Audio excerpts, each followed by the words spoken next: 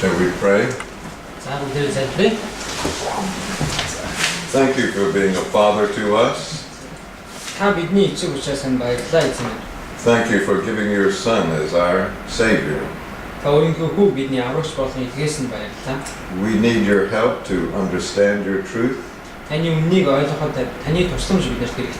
Give us your Holy Spirit to enlighten our minds. Empower us so that we can walk according to the truth. Forgive us of the sins that we have committed even this day. And give us strength to commit ourselves not to do those same sins again by your grace. In Jesus' name, amen. Amen. Amen.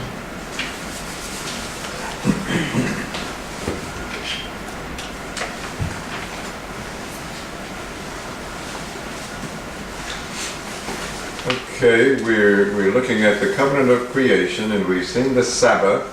Now the next major creational ordinance is marriage. За бид нар бүтээлийн гэрээний тухай харж байгаа. Энэ дотор гурван чухал зүйл байгаа. Эхнийх нь буюу амралтын өдрийн тухай бид нар сая ярилцлаа. Одоо хоёр дахь нь гэр бүл.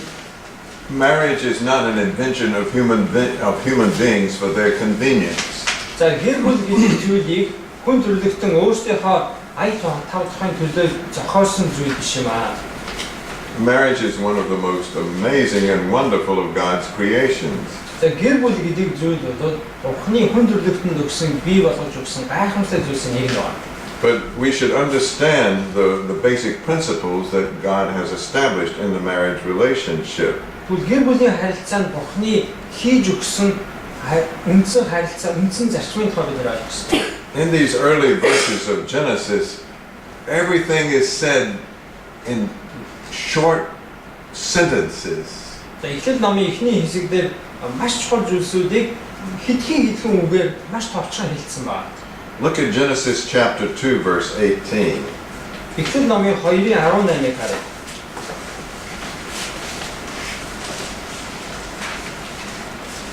The Lord God said, "It is not good for the man to be alone. I will make a helper suitable for him." 18. Эзэн бурхан хүн ганцаараа байх нь сайн биш учраас би түүнд тохирох туслагчийг бүтээх хэмээн айлчээ. There are only two words there Энд хоёр үг л байгаа. that are so important. Маш чухал хоёр үг. Helper, Туслагч, suitable for him. түүнд тохирох гэж байгаа. There are actually two words in the original language. За эхлэн дээр хоёр үг байгаа. Ezer, kenegdo. Ezer бас connected гэдэг хоёр үг байна. Yes, corresponding to him. За түүнд тохирох туслагч гэсэн утгатай. There are so many problems associated with marriage these days. За орчин үед гэр бүлтэй холбоотой маш их олон хүндрэл бэрхшээл So асуудал much misunderstanding. За гэр бүл гэж юу юм бэ гэдгийг талаар буруу ойлголтууд их явж байгаа. So many departures from the true principles that are founded in God's creating order. Бурхны бүтээлийн зарчимд бий болгож өгснөөс уйлсан зүйл өнөөдөр маш олон болсон. We see so much divorce happening even among Christians today. Бүр итгэж хүмүүсийн донд хүртэл гэр бүл салалт байдаг. We see the rise of homosexuality that is a very strange thing. За бас бүр тэр ижил хүснэнтэйгээ явуулах амьдрах бүр явал одоо маш илбэг болсон. These are not according to God's purpose and plan as found in these words of creation. Тэгвэл Бурхны анх хийж өгөөгүй бий болгоогүй зарчмын зүйлсүүд одоо өнөөдөр амьдрал дээр маш олон болсон. But these two words, Харин энэ хэлж байгаа тэр хоёр үг маань helper, corresponding to him, тэгвэл түүн тохирох туслагч гэдэг энэ үг маань would solve 99% of the marriage problems that people have. Энэ туслагч гэж юм бэ гэдгийг энэ үгийн цаана байгаа утгатгууныг бид нэр ойлгох юм бол гэр бүлтэй холбоотой асуудлыг 99% бид шийдэж болно. The first is the word helper. Нэгдүгээр нь туслагч гэдэг үг байна. The woman is to be a helper to the man. Эхнэр хүн нь нөхөртөө туслагч нь байх зорилготой. According to the order of creation, there is a priority of the man in the marriage relationship. Тэгвэл бурхан энэ бүх бүтээлийг бүтээхдээ эхнэр нөхрийн харилцаанд тэр эхнэрийг нь туслагч байхаар бурхан зарчимтайгаар бүтээсэн. That does not in any way mean that the woman is in her personhood worth less than the man. Харин гэхдээ туслагч байна гэдэг нь эмэгтэй хүн нь эрэгтэй хүнээс үн цэний хувьд бага доогуур гэсэн үг огт биш. God made the woman in his image just as much as the man is made in his image. Бурхан эмэгтэй хүнийг эрэгтэй хүнийг яг өөрийнхөө дүр төрхөөр бүтээсэнтэй адилханаар буюу өөрийнхөө дүр төрхөөр эмэгтэй хүнийг бүтээсэн. She has equal capacity to serve God and give him glory as does the man.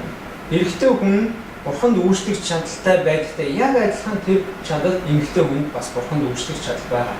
But in the order of the marriage relationship, there is a priority. Харин гэр бүлийн харилцаан дотор тэнд юун тэргуунд орох вэ гэдэг зарчим бас байна. In the New Testament, the man is called the head of the wife. Шинэ гэрээнд нөхөр хүнийг гэр бүлийн тэргүүн гэж хэлсэн байна. He is described not as one who dominates her, Тэр нөхрийг нь эхнэрийгээ дарангуулдаг нэгэн гэж хэлээгүй. but he is a saving head to her.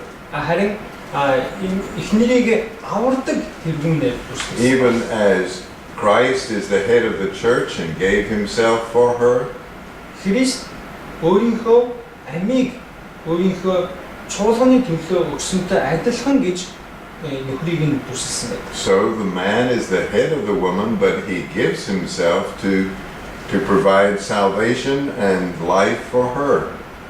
Тэгвэл яг Христ тэргүүнтэй адилхан нөхөр хүн эхнэрийнхээ тэргүүн нь байж түн амийг өгөхын тулд гэж байна. In some cultures, there is a tendency to try to suppress the woman. Зарим улс үндэстний соёлтой эхнэр хүнийг нь доош нь хийх гэсэн хандлага байдаг. But the woman should be encouraged by the man to develop who she is and what her capacities are to serve God and man just as much as the man. Эмэгтэй хүн буюу эхнэр хүн өөрийнх нь бурхнаас өгсөн чадал юу юм бэ? Авьяас юу юм бэ гэдгээ өөрөө олж нээж тэрнийг хөгжүүлж бурханд үйлчлэх бүхий талаараа үйлчлэх юмаа өөрөө хөгжүүлэх нь зөв. So she is the helper, but she is corresponding to him. Харин тэр эхнэр хүн нь туслагч байхдаа нөгөө нөхөр хүндээ тохирох байдлаар туслагч болно гэсэн. The phrase gives the idea of being standing face to face with him. Тэгвэл тэр ямар зураглаар бүсэж болох вэ гэвэл нэг нэгнтэйгээ яг нүрээрээ тулаад ингээд биеиндээ ойрхон харьцаж байгаа тийм дүр зураглаар бүсэж байна. She is equal to him in every way. Бүх талаараа нөхөртөөгөө адилхан үнцэнтэй. And yet there is a priority in the order of the marriage relationship. Гэхдээ харин гэр бүлийн харилцаан дотор тэнд хинэн тэргүүн бэ гэдэг. Yeah, I'm sure we could have many discussions about this matter. За яг энэ асуудлыг бид нэр их удаан ярилцаж болно л да. But Bea will be here to answer all your questions. Харин тэр бүх асуултанд чинь хариулахаар баяраа та нартай байна. But notice it's very interesting when God created man Их сонирхолтой зүйл нь бурхан хүний бүтээхдээ and then made the woman. эмэгтэй хүнийг бүтээсчээд He notice what it says in Genesis chapter 2 verse 23 and 24. хоёрын 23 24 дээр байгаа үншээ. Хоёрын 23 24. Адам энэ бол яснаас минь авсан яс махнаас минь тасалсан мах бөгөөд түүнийг эрэгтэй хүнээс гаргаж авсан тул эмэгтэй гэж нэрлэе хэмээн хэлжээ. Ийм учраас эр хүн эцэг эхээ орхиод эхнэртэйгээ нийлэн тэр хоёр нэгэн бие болох ажгүй. A man will leave his father and mother and be united to his wife, and they will become one flesh. Ийм учраас эр хүн эцэг эхээ орхиод эхнэртэйгээ нийлэн тэр хоёр нэгэн бие болох ажгүй. This speaks of the amazing character of the fusion of two people that become one in the marriage relationship. Энэ гайхамшигтай зүйл нь гэр бүл гэдэг харилцаан дотор хоёр хүн нэг болж нийлж байгаа зураглалыг авч байна. It is a mystery that cannot be fully explained. Тэгээ яг яаж хоёр хүн нэг бий болж байгаа юм бэ гэдэг тэр гайхамшиг бид нар бүрэн тайлбарлаж чадахгүй тийм. But as a married person, Харин би гэрэлсэн хүнийхээ хувьд even when you are away from your spouse physically, та махан биеэрээ те эхнэрээсээ нөхрөөсөө хол байгаа үед ч гэсэн there is still the sense of the unity that is there between the two. эхнэр нөхрийн хооронд бие биенээс хол байсан ч гэсэн хооронд нь ийм нэгдэл нэг бие байна гэдэг мэдрэмжтэй байж тээ. Jesus comments on this verse in the Gospel of Mark. Есүс Маркийн сайн мэдээний номон дээр энэ тухай хэлсэн ба. Chapter 10 verses 7 and 8. 17:8 Маркийн 17:8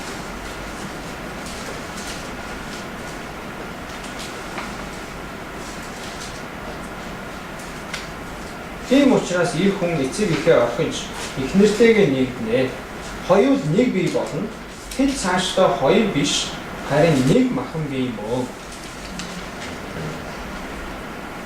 This reason a man shall leave his father and mother and be united to his wife.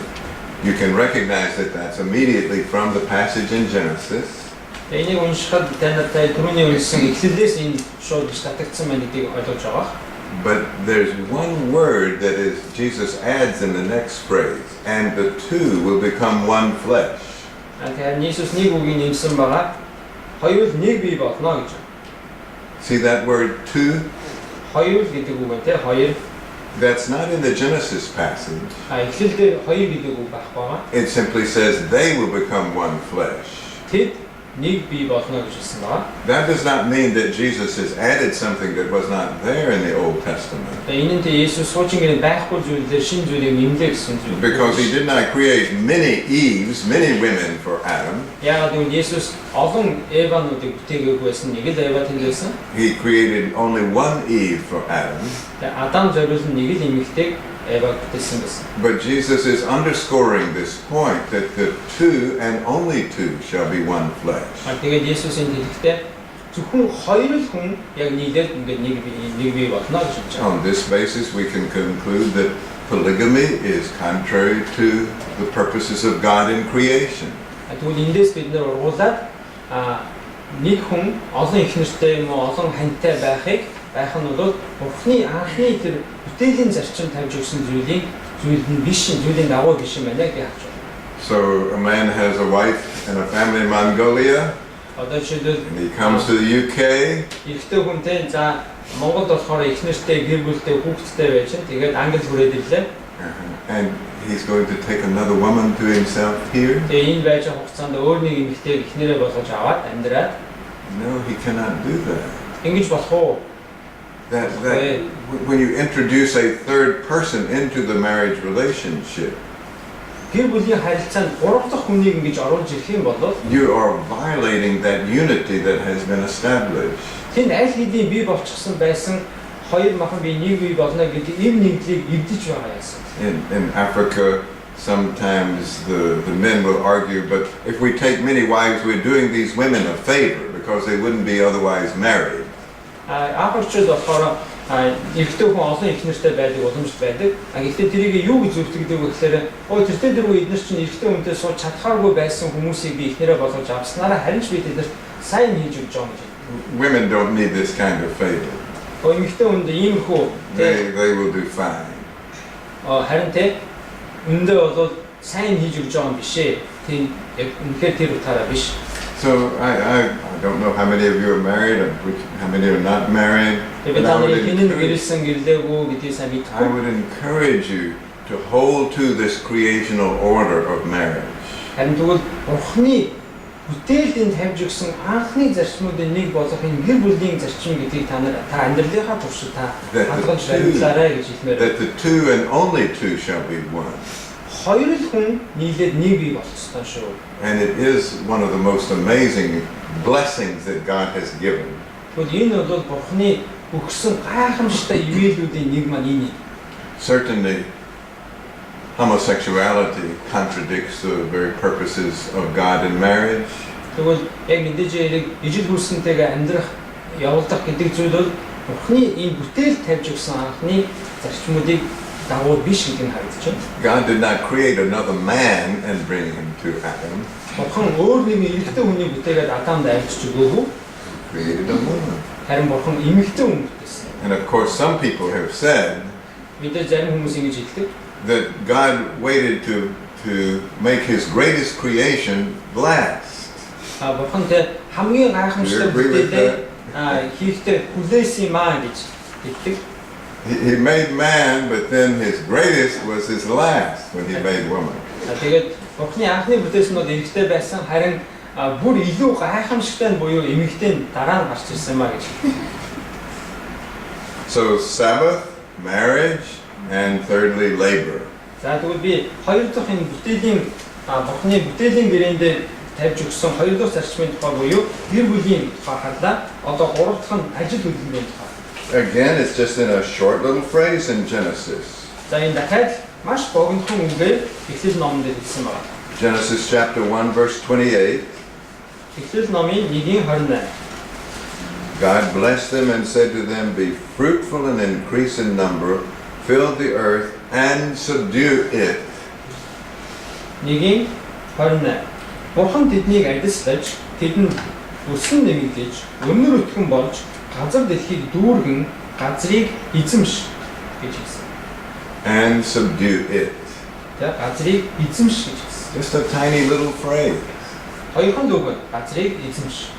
But all the different kinds of works that human beings do are justified in that one little phrase. Тэгвэл хүн төрлөختний хийдэг янз бүрийн ажил хөдөлмөрийг энэ хоёр үгээр бид нэр ойлгож болж байна. And the responsibility that man has to work is there.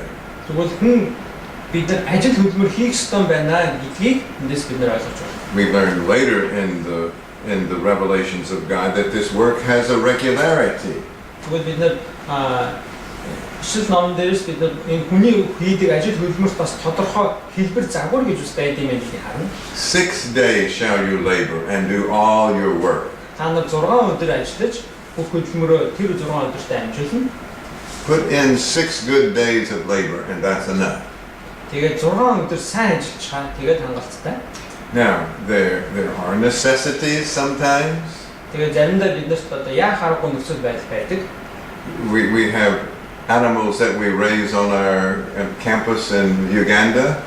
Югандад бид нар амьдарч байгаа газар сургуулийн хамгаалалт амтэн We have cows. За өхөр байгаа бид нар. Has anyone here raised milking cows? За сайдын үнэн дээр ажиллаж исэн сайдын ферм дээр ажиллаж исэн хүн байна уу?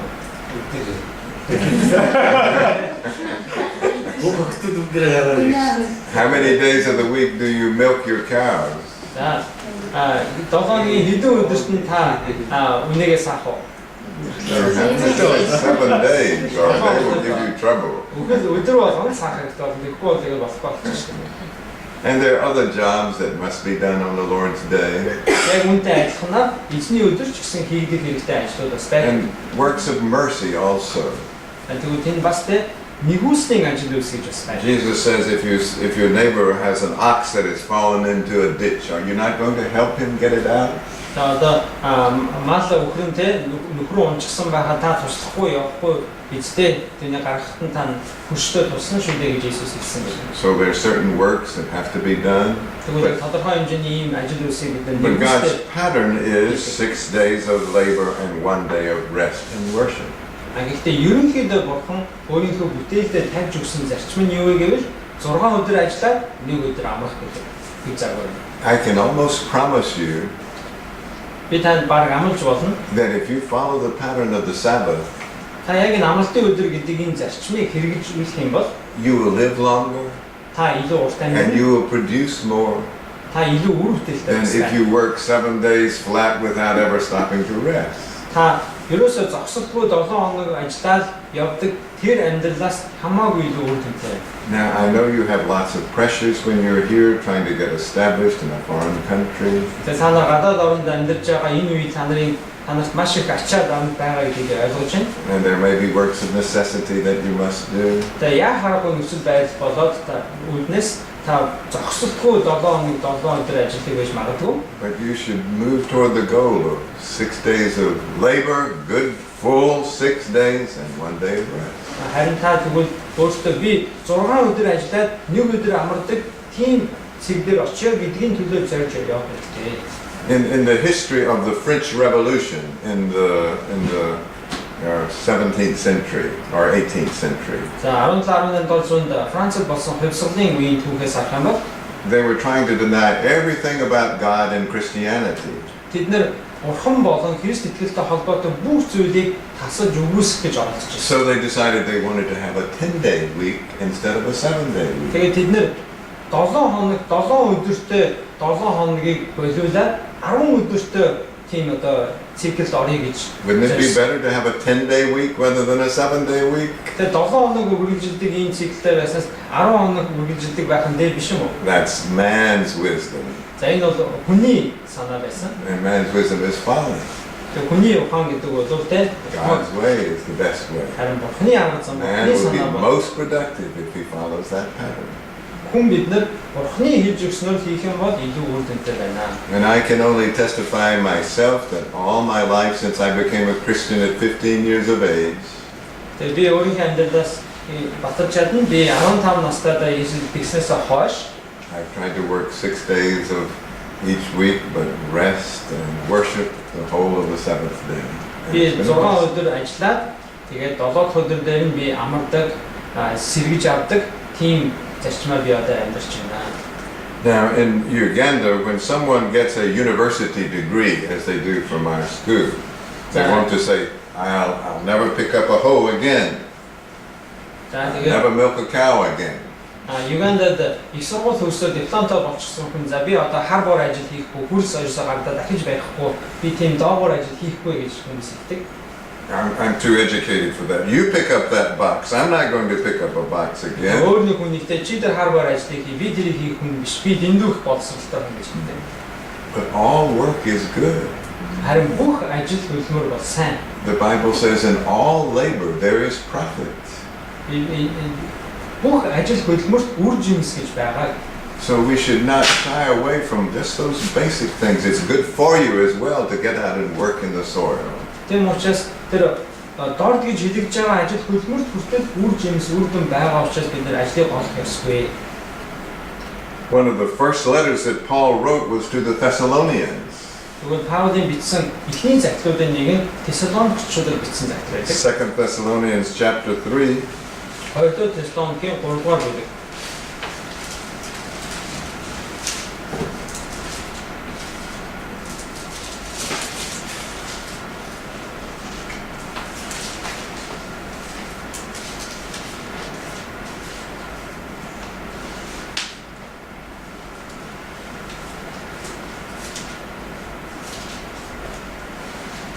He says in verse 9 and 10, 9-10 дугаар ишлэлээр бидэнд ирэх байхгүйдээ ингэсэн юм бишээ. Харин та нарыг бидний жишээг дагаасаа гэж өөрсдийгөө та нарт үлгэр дуурайд болгохын тулд ингэсэн юм аа. Бид та нартай хамт байхдаа хүртэл хэрэв хэн нэг нь ажил хийхгүй бол бүх идэг гэж загтаг байсан. we gave you this rule, if a man will not work, he shall not eat. Хэрвээ хэн нэгэн хүн ажил хөдөлмөр хийхгүй бол бүх хоол идэг гэж бид хэлсэн гэж байна. That's not a matter of unemployment.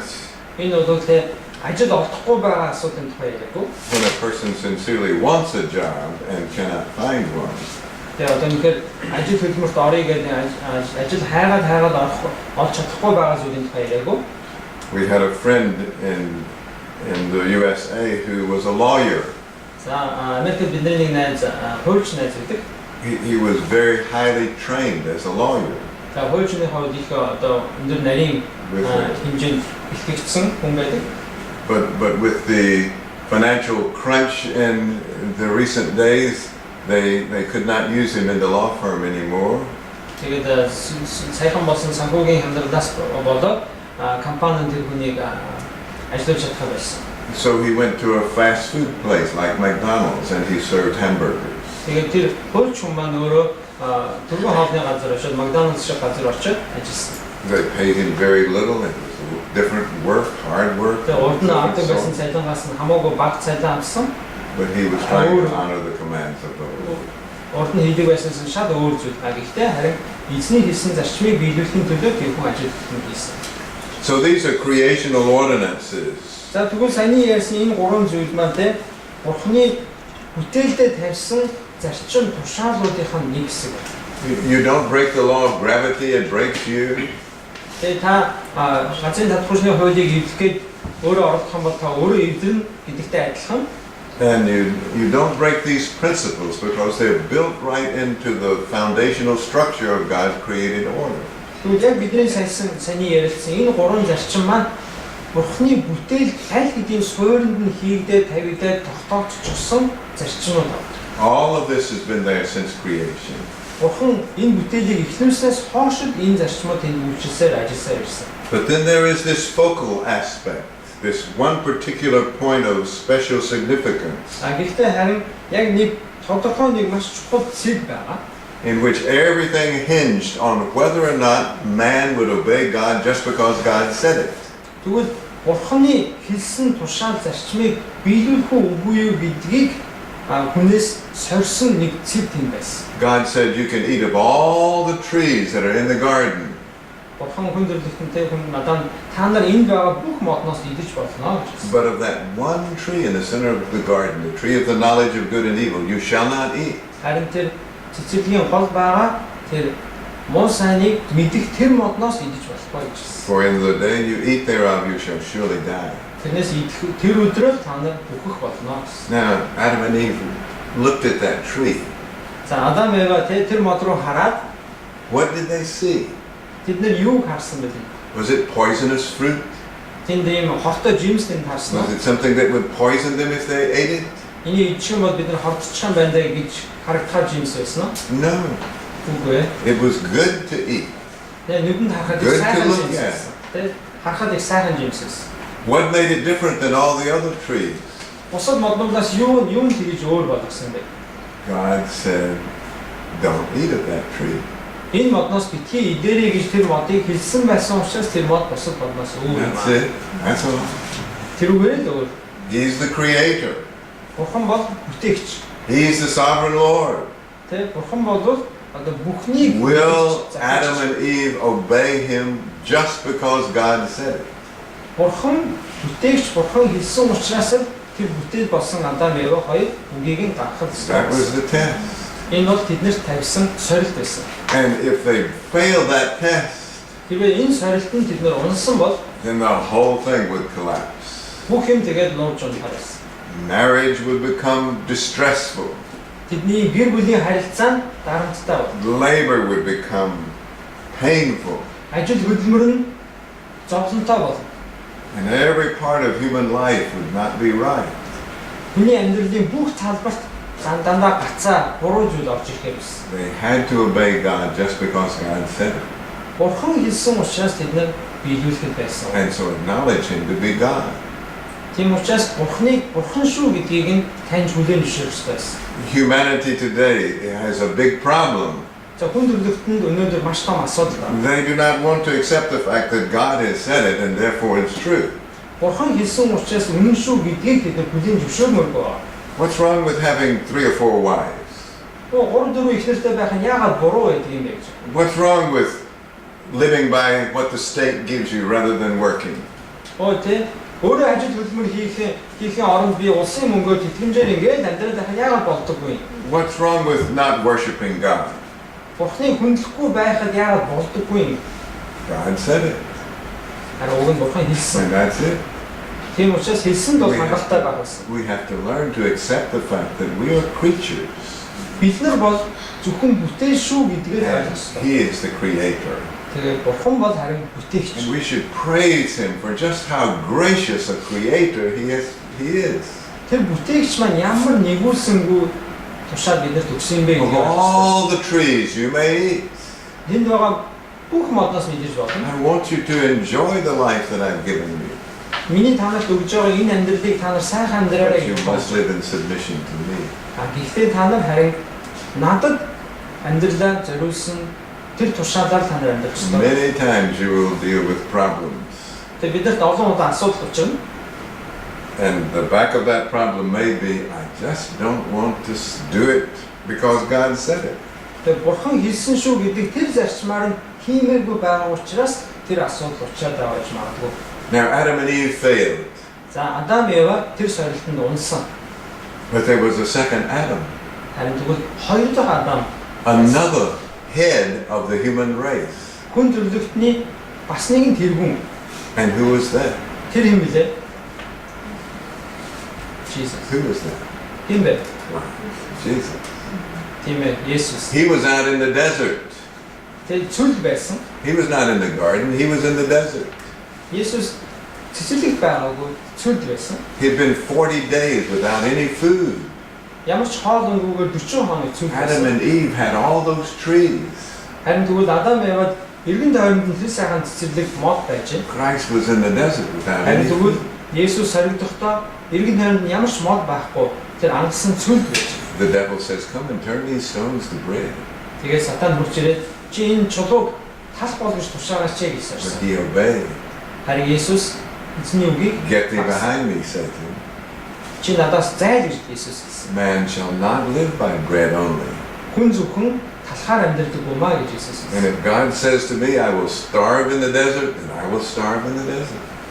Хэрвээ бурхан хэлж ивэл би энэ 9 цүлдэж гисэн би өсөөд өгөхөд бэлэн гэж хэлсэн. And at the end of his life, when he was in the Garden of Gethsemane, Есүс амьдралынхаа төгсгөлдөө тэр Гетсеманы цэцэрлэгт байхдаа he knew that the next day he was to be crucified. дараагийн өдөр нь өөрийг нь хүмүүс цовдлоо гэдгийг мэдчихсэн. He said, Lord, if it be possible, Эзэн минь ээ боломжтой бол Father, if it be possible, эцэг минь ээ хэрвээ боломжтой бол let this cup pass from me. тэгээ энэ аягыг надаас холдуулаач, зайлуулаач гэж хэлсэн. Nevertheless, not as I will, А гэхдээ миний хүслээр биш, but as you will. харин таны хүслээр болох болтугай гэсэн. And the Apostle Paul says, За Илч Паул ингэж хэлсэн. by the disobedience of one man, many became sinners, Нэг хүний дуулуургүй байдлаасаа болж бүх хүмүүс гин нүгэлтэй болсон. that's Adam. Энэ бол We all sinned in the first man's sin. эхний хүн нүгэлд унахад бид нар нүгэл унсан. By the disobedience of the one man, many were made sinners. Нэг хүний дуулуургүй байдлаасаа болж бүх хүмүүс гин нүгэлтэй болсон. But also by the obedience of the one man, many will be made righteous. Харин тэгвэл дахиад өөр нэгэн хүний дуулууртай байдлаасаа болж олон хүн зөвхт гэж тооцогдох болно гэсэн. Do you understand that by the obedience of Jesus, you are made righteous? Тэгвэл Есүсийн дуулууртай байдлын үр дүнд та зөвхт гэж тооцогдож байгаа. Not only does God wash away all your sins by the blood of Jesus, Есүс зөвхөн Христийн цусаар таны бүх гин нүглийг угаагаад зогсохгүй. He drapes you with the white robes of the righteousness of Jesus Christ. Есүс Христийн тэр зөвхтгөлийн цагаан нүмергийг танд өмсгдөг. So he sees you as his own son in the righteousness of Jesus. Тийм учраас Есүсийн зөвхтгөлөөр дамжуулан таныг Есүс зөвхт He гэж is the хардаг юм. second Adam, Есүс бол хоёр дахь Адам юм. and you can be a part of his new creation Тэгээд та тэр шинэ бүтээлийн нэг хэсэг болж by байгаа. faith in him. Есүс итгэснээр Not by the works that you do, та өөрийнхөө хийж байгаа буян үйлсээрээ биш. not by the righteous deeds that you do, Та хүмүүс зөвхт гэж хэлэгдэх юм уу тийм буянтай сайн гэж хэлэгдэх ажил үйлс хийснээрээ биш. for all our righteousnesses are as filthy rags in his sight. Тэгээд бидний зөвхт сайхан гэж хэлж байгаа буян үйлс маань хүртэл Бурхны нүдний өмнө заваан бохор алчууртай адилхан гэж байна. But by confessing your sin, Харин тэгвэл бид нар гин нүглээ хүлээн crying зөвшөөрсөн. out to him, Бурханд бид нар хандаа trusting him as the Son of God who came to live the righteous life for you, Таны төлөө тэр зөвхт амьдралаар Есүс Христ амьдрсан юм шүү гэдгийг and all ойлгож his righteousness is yours.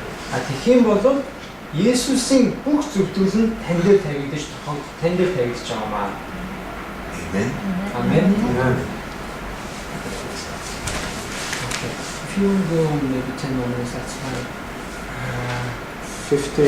I think this would be a good time to stop. Right. If you want, I can go. Yes. You want me to go? Yes, please. You want me to go further? They want to get as much as possible. Okay.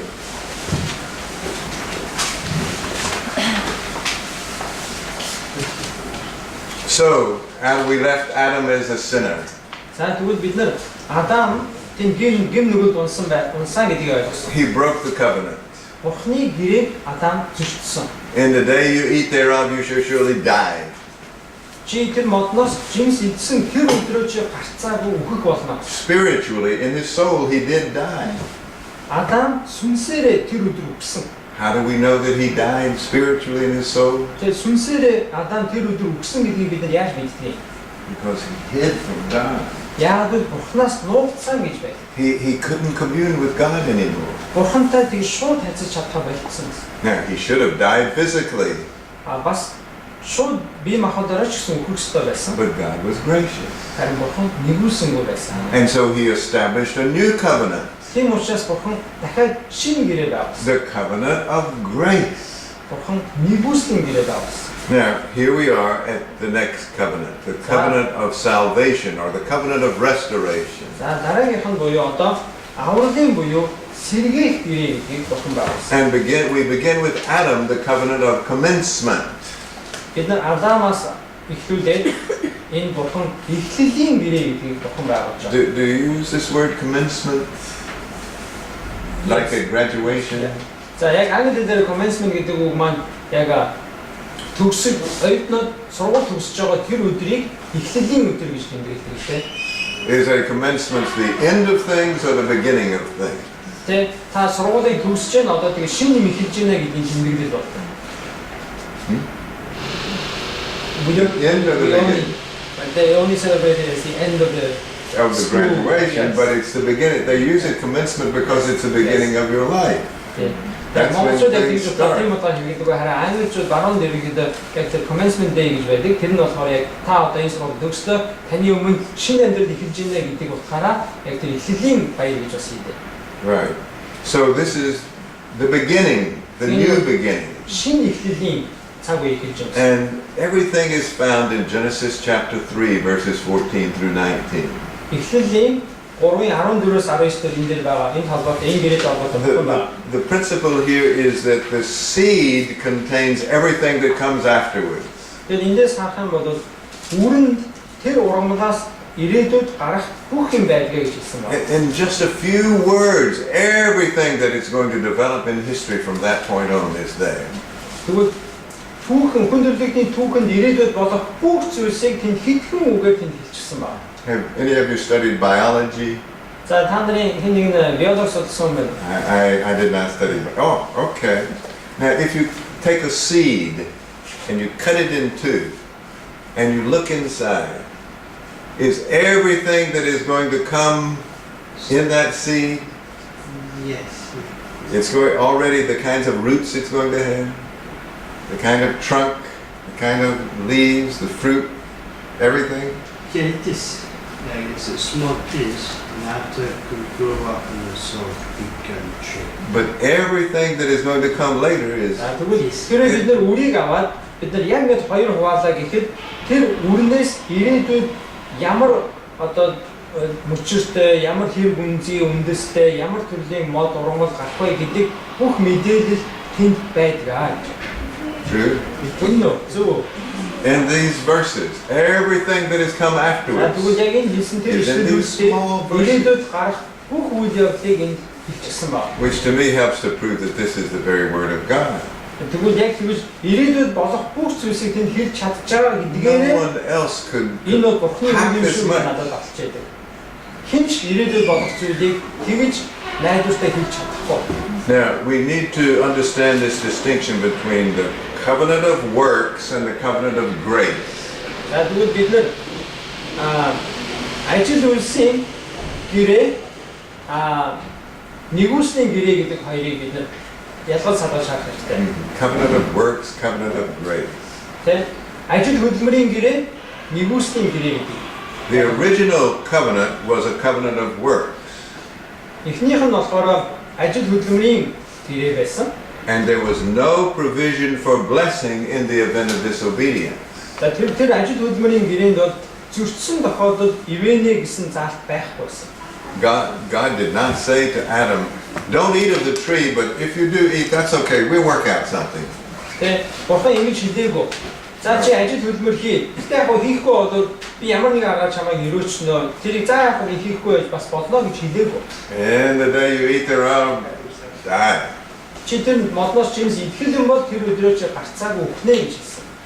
But this new covenant that God is establishing Тэгвэл бурхны байгуулж байгаа энэ шинэ гэрээнд is a covenant of grace. энэ бол ивэлийн буюу нэгүслийн гэрээ. And what is a covenant of grace?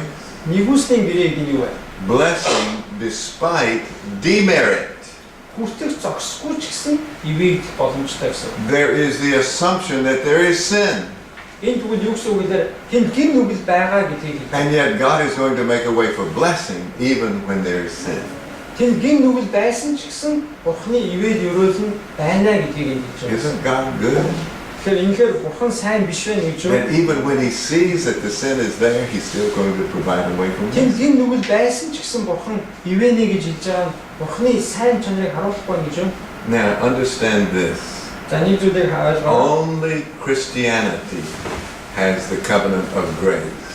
Зөвхөн Христ итгэлдэл нэгүслийн гэрээ байдаг. All other religions are covenants of works. Бусад бүх шашнуудыг бид нар ажил хөдөлмөрийн ажил үйлсийн гэрээ гэж хэлж болно. The Muslims, you have to keep that law.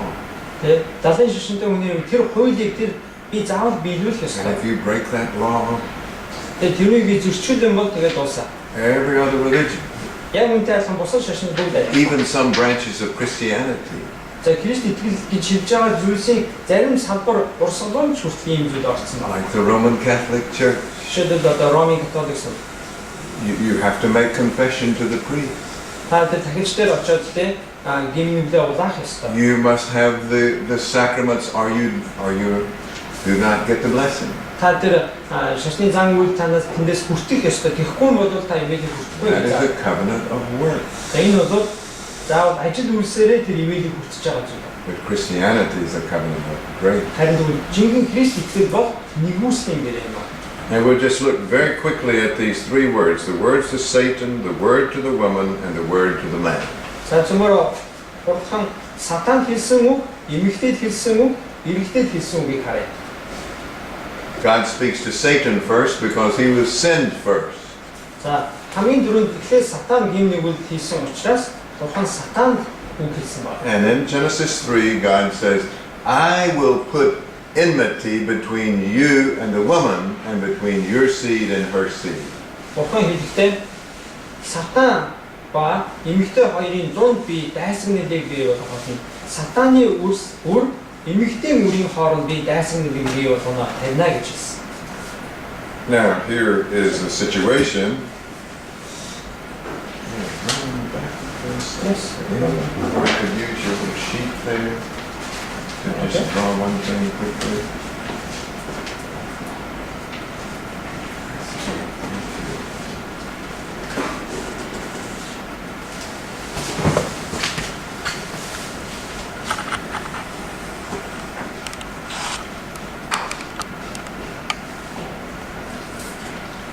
Now, here we have Satan's side and God's side.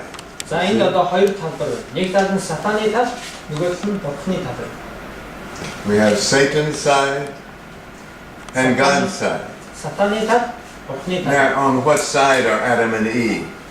Адам Ева хоёр энэ хоёрын аль тал дээр нь байна? Are they on Satan's side or God's side? Одоо тэд бурхны тал байна уу, сатаны тал байна уу? They just sinned. Тэд яг одоо гин нүгэл хийчлээ. They made themselves God's enemies. Тэд нар They өөрсдөө listened. Who did they obey, Satan or God? тэд нар өөрсдийгөө бурхны дайсан болгочлоо. Тэд нар хэний үгийг сонссон? Бурхны үгийг сонссон, сатаны үгийг сонссон. They're on Satan's side. Тэд нар сатаны үгийг сонсоод They're over here. сатаны тал буюу бурхны дайсан боллоо. За одоо сатаны тал тэд нар байна. Now, what about me? Тэгвэл би What одоо аль about талд нь you? вэ? Та аль талд нь вэ? By nature, we are all children of wrath. Бид нар төрлөх мөн чанараараа бүгдээрээ тэр хараалын Children тэр уур хилэнгийн үр хөвгтүүдээ гэж of хэлсэн. Satan. Бид нар сатаны тал All of us are on Satan's side. бид нар бүгдээрээ төрлөх мөн чанараараа сатаны тал. Ephesians chapter 2, verses 1 and 2. Эфесийн 2-ын 1-ээс 2 дээр байгаа. All of us Бид бүгдээрээ were on Satan's side. сатаны тал байгаа. But what does God do? Харин Бурхан яасан бilé? He reaches over and he grabs this one and he brings them over to his side and makes them against Satan. Тэгээ Бурхан яасан бэ гэвэл Бурхан энэ Бурханы талаасаа нөгөө тал руу орж ирээд энэ хүнийг аваад өөрийнхөө тал руу оруулчаад тэгээ зогсохгүй бас сатаны эсрэг болгоод тавьчихсан байна. He says, I will put enmity between you and the woman, and between your seed and her seed. Сатан Бурхан ингэж хэлсэн. Би чи болон эмэгтэй хооронд дайсаг нэлийг тавина.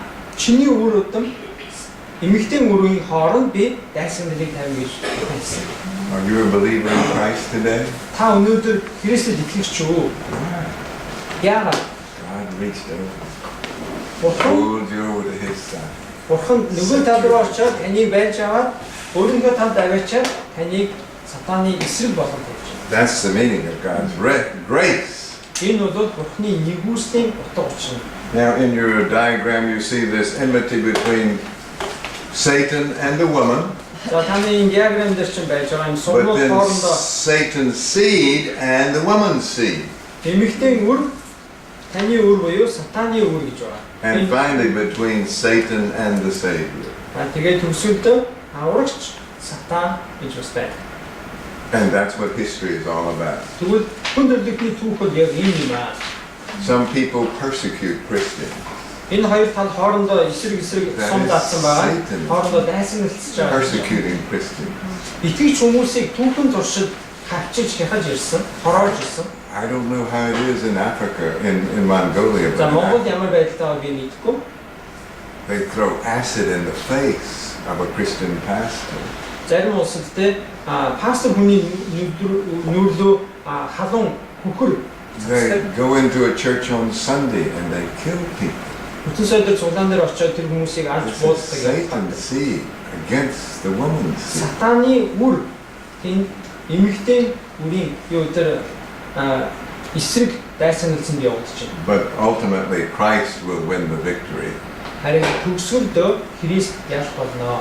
You will crush the heel of the seed of the woman, Та төгсгөлдөө тэр сатаныг нислах болно. but he will crush Satan's head. Тэр сатан таны хөлийн өсгийг одоо хатгах болно, харин та бол сатаны толгойг нислах болно гэж. Is that not what happened on the cross? Тэгвэл яг зармаа дээр энэ зүйл болсон биш үү? Jesus' heel was crushed. Есүсийн тэр өсгийг нисэлсэн. Satan thought he had won the victory. Тэгээд сатан би ялчлаа гэж бодож ирсэн. But in the crucifixion of Jesus, Satan's head was bashed. Харин Есүсийн загалмаас нь тэр өдөр харин сатаны толгойг нисэлсэн юм аа. I think we have to quit. За We got locked into the building. Thank you so much.